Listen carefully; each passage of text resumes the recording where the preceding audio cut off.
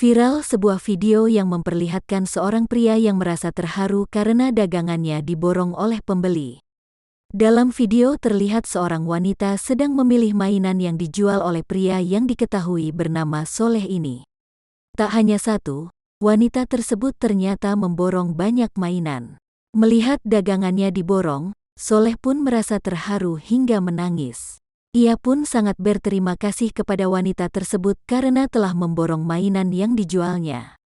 Diketahui video tersebut awalnya diunggah oleh pemilik akun TikTok @apriliatrisetiawati pada Sabtu tanggal 10 April tahun 2021 kemarin.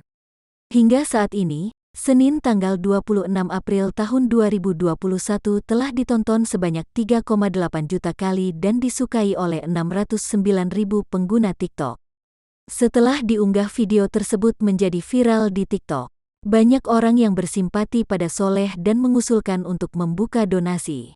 Hingga akhirnya Soleh mendapatkan donasi dari komunitas panitia kebaikan.